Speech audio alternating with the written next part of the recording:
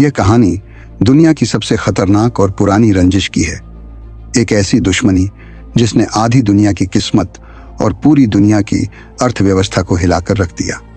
कल्पना कीजिए दो ऐसे देशों की जो कभी जिगरी दोस्त हुआ करते थे, जिनके बीच अरबों डॉलर का व्यापार था और जो एक दूसरे के लिए ढाल बनकर खड़े थे, लेकिन आज वही दोनों एक दूसरे के खून के प्यासे हैं।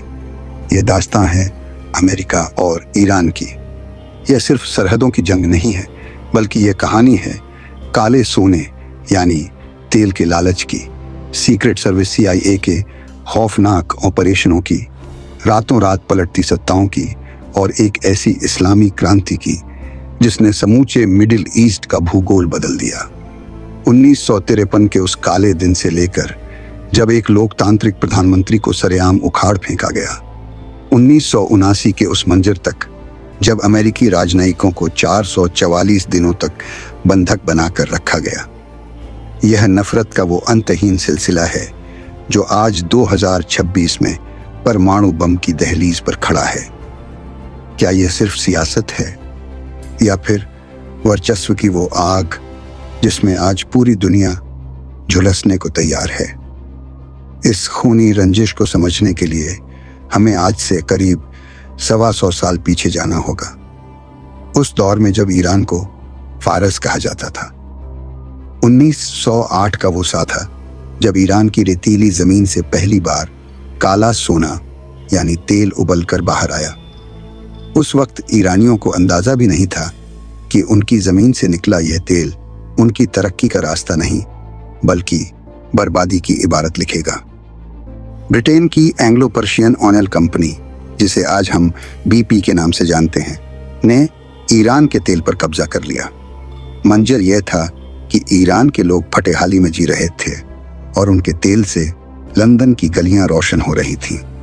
वक्त बदला और 1941 में दूसरा विश्व युद्ध छिड़ गया। ब्रिटेन और सोवियत संघ को डर था कि ईरान का झुकाव जर्मनी की तरफ ना हो जाए, इसलिए उन्होंने मिलकर ईरान पर हमला कर दिया। वहां के राजा रेजा शाह पहलवी को जबरन गद्दी से उतारकर उनके युवा बेटे मोहम्मद रेजा शाह को राजा बना दिया गया। शाह अभी जवान थे और पश्चिमी देशों के एहसान तले दबे थे, लेकिन ईरान की जनता के अंदर एक उबाल आ रहा था। 1951 में ईरान को एक ऐसा नेता मिला जिसने पूरी दुनिया को चुनौती दे दी, मोहम्मद मोसादेक। उन्होंने प्रधानमंत्री बनते ही ऐलान किया कि ईरान का तेल अब अंग्रेजों का नहीं, बल्कि ईरान के गरीबों का होगा। यह फैसला ब्रिटेन के सीने पर सांप लौटने जैसा था। ब्रिटेन ने अमेरिका को साथ लिया और डर फैलाया कि अगर मोसादेक को नहीं रोका गया तो ईरान कम्युनिस्टों के कब्जे में चला जाएगा। यहीं से शुरू हुआ ऑपरेशन अजैक्स। 15 अगस्त 1953 को अमेरिकी खुफिया एजेंसी CIA और ब्रिटिश MI6 ने मिलकर एक गहरी साजिश रची। उन्होंने सड़कों पर दंगे कराए, अखबारों में प्रोपेगेंडा फैलाया और सेना की मदद से एक लोकतांत्रिक प्रधानमंत्री को सलाखों के पीछे डाल दिया। शाह को फिर से सर्वसर्वा बनाया गया। ईरान के आम आदमी ने अपनी आंखों के सामने अपने लोकतंत्र का कत्ल होते देखा और यहीं से ईरानी आवाम के दिल में अमेरिका के लिए नफरत का पहला बीज बोया गया। इसके बाद अगले 25 सालों तक शाह ने अमेरिका के सबसे वफादार दोस्त की तरह राज किया।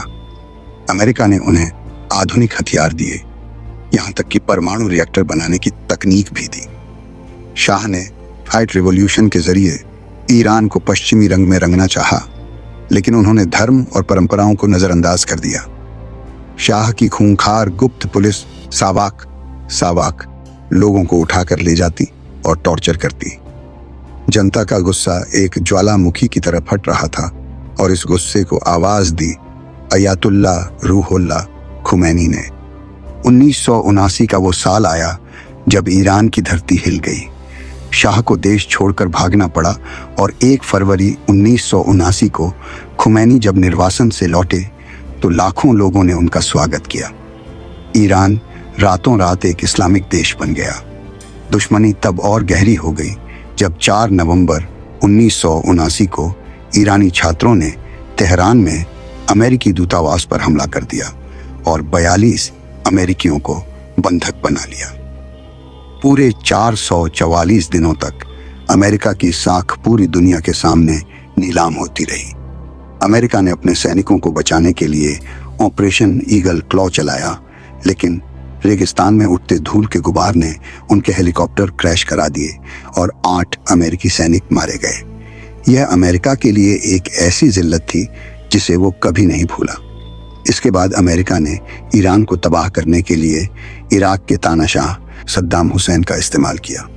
8 साल तक चले ईरान इराक युद्ध में अमेरिका ने इराक को हथियार, पैसा और खुफिया जानकारी दी। इसी जंग के दौरान 1988 में एक भयानक वाकया हुआ, जब अमेरिकी युद्धपोत USS विंसेंस ने गलती से ईरान के एक यात्री विमान को मार गिराया, जिसमें 290 बेगुनाह लोग मारे गए। ईरान के लिए यह सीधा कत्लेआम था। 90 के दशक में बिल क्लिंटन ने ईरान पर कड़े आर्थिक प्रतिबंध लगाए और 2002 में जॉर्ज बुश ने ईरान को दुनिया के उन 3 देशों में शामिल किया जिन्हें उन्होंने बुराई की धुरी, एक्सिस ऑफ ईविल कहा। 21वीं सदी में यह जंग परमाणु हथियारों की तरफ मुड़ गई। 2002 में दुनिया को पता चला कि ईरान चुपके चुपके परमाणु बम बनाने की क्षमता हासिल कर रहा है। इजराइल और अमेरिका ने इसे अपनी सुरक्षा के लिए सबसे बड़ा खतरा माना। 2015 में बराक ओबामा ने एक कूटनीतिक कोशिश की और परमाणु समझौता JCPOA किया, जिससे लगा कि शायद अब अमन होगा। लेकिन 2018 में डोनाल्ड ट्रंप ने इस समझौते को कूड़ेदान में फेंक दिया और ईरान की अर्थव्यवस्था को तबाह करने के लिए मैक्सिमम प्रेशर की नीति अपनाई। 3 जनवरी 2020 को अमेरिका ने ईरान के सबसे ताकतवर जनरल कासिम सुलेमानी को बगदाद में एक ड्रोन हमले में मारकर आग में घी डाल दिया। आज 2026 में हम वहीं खड़े हैं जहां से चले थे, बस अब खतरे बहुत बड़े हो चुके हैं। ईरान अब परमाणु बम बनाने के बेहद करीब है। मिडिल ईस्ट में हमास, हिजबुल्लाह और हूती विद्रोहियों के जरिए ईरान अमेरिका और इजराइल को सीधी चुनौती दे रहा है। समुद्रों में जहाज जलाए जा रहे हैं और आसमान मिसाइलों से पटा पड़ा है। अमेरिका ईरान को दुनिया का सबसे बड़ा आतंक स्पॉन्सर कहता है और ईरान अमेरिका को ग्रेट शैतान मानता है। ये सिर्फ 2 देशों की लड़ाई नहीं है, ये वर्चस्व, तेल, धर्म और परमाणु ताकत की एक ऐसी उलझी हुई कहानी है जिसका अंत किसी को नहीं पता। यह नफरत 125 साल पुरानी है, लेकिन इसकी तपिश आज हर इंसान महसूस कर रहा है।